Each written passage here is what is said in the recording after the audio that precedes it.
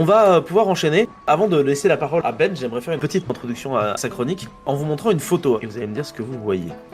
Alors, First Louisiana Native Guard, on est sur des natifs américains. Alors, c'est pas des natifs américains. Non, Si vous américain, zoomez, non? Ah, ce sont des Afro-Américains, tout à fait. Afro-Américains. Ah Ce sont ouais, des oui, Afro-Américains. oui, oui. C'est Oui, quoi oui. l'uniforme qu'ils sont en train de porter là? C'est marrant, effectivement, il est bizarre cet uniforme, c'est un uniforme sudiste, non? C'est un uniforme sudiste, tout à Il est fait. clair, ouais, on dirait. Il est Les clair, casquettes, Ouais, exactement. il est gris. Et oui, Ouais. là ça va être un petit peu bizarre parce qu'on va parler du First Louisiana Native Guard qui est un régiment de l'armée confédérée composé de créoles. Et là vous vous dites mais what? Des Afro-Américains au service des sudistes, pourtant esclavagistes, de quoi tu nous parles Marc? Attendez, je vous arrête, c'est beaucoup plus compliqué qu'il n'y paraît, mais rassurez-vous, ça va s'éclaircir. En 1861, peu de temps après la sécession de la Louisiane, son gouverneur, qui s'appelle Thomas Overton Moore, fait appel aux citoyens de son état pour qu'ils forment des milices de défense contre les forces de l'Union qui vont pas tarder à venir les envahir. Là, plus de 1500 personnes de couleur libre décident de répondre à l'appel et vont former alors ce qu'on appelle la First Louisiana Native Guard. Techniquement, bien avant le premier régiment d'Afro-Américains des États-Unis d'Amérique. Parmi ces hommes se trouve un certain André Caillou, dont on va parler dès à présent.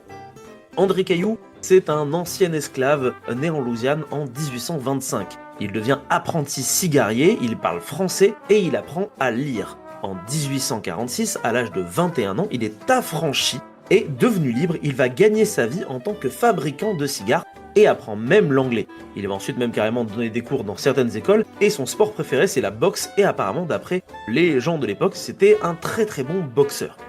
Quoi qu'il en soit, grâce à son métier, à son éducation, au fait que dans son quartier de Louisiane c'est quelqu'un de très connu, il va accéder à une certaine prospérité au sein de la communauté des créoles de couleur libre de la Nouvelle-Orléans. Afin de défendre les quartiers dont il fait partie, il décide alors d'intégrer la milice des Native Guard et est même nommé lieutenant, bien que bien évidemment ce soit tout de même des Blancs qui dirigent l'unité. À plusieurs reprises, pendant l'année 61, la milice proposera son aide dans le conflit, mais se verra toujours refusée par l'armée confédérée.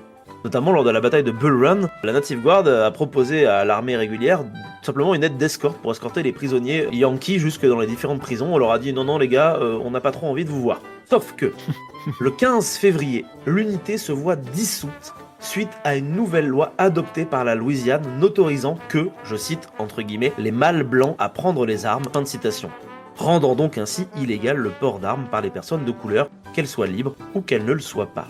Ainsi prend donc fin l'histoire de l'unique régiment de personnes de couleur des États confédérés qui en réalité ne servit jamais durant la guerre. Enfin, l'histoire aurait pu s'arrêter là.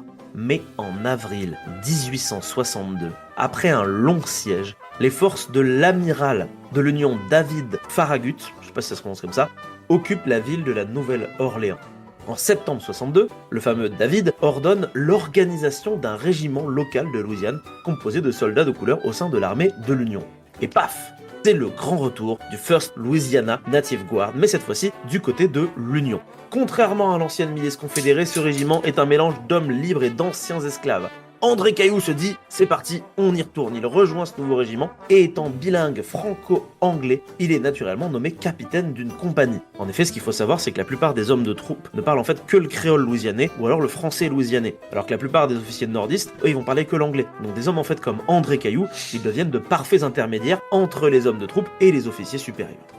Maintenant, je vous propose de re-regarder la photo que je vous ai envoyée.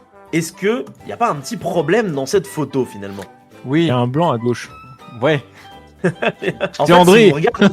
si vous regardez bien, ils ont l'air d'être tous plus ou moins blancs. Comment ça se fait? Bon, on voit quand même que c'est des On voit que c'est des Afro-Américains, Ouais. mais vous les trouvez pas très clairs? Ouais, Métis.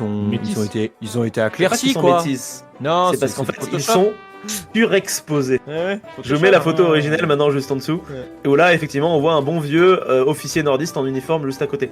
Ce qui est hyper intéressant avec cette photo, c'est que en réalité, eh bien, elle a été complètement surexposée en son centre, donnant l'impression que les uniformes sont gris. La photo a en fait été tronquée pendant la seconde moitié du XXe siècle pour servir à la propagande des membres de la cause perdue des États confédérés d'Amérique, une théorie américaine relevant d'une idéologie négationniste. Le but était en fait de dire, regardez, les Afro-Américains ils se sont battus avec nous, du coup on était peut-être pas esclavagistes finalement, et en fait peut-être qu'on était des gentils. Voilà un petit peu du coup pour la conclusion de cette photo que je trouve absolument incroyable. J'ai regardé plusieurs vidéos d'historiens qui débunkent justement cette fameuse photo en expliquant que oui, très clairement ça a été surexposé et cette surexposition a même été renforcée par des gens qui ont fait ça dans les années 70 notamment il me semble. Est-ce que vous la connaissiez cette petite histoire ou pas? Non, mais Pas du trouve tout. ça assez. Enfin, je trouve ça assez marrant, tu vois, genre que des. Enfin, marrant et puis très révélateur, que des. Comment ça s'appelle que des outils de propagande utilisés il y a 2 siècles soient les mêmes utilisés aujourd'hui. Bon, remarqué, non? Je trouve ça assez rigolo. Ah, alors, c'est rigolo, ça me fait rire jaune, mais c'est rigolo quand même.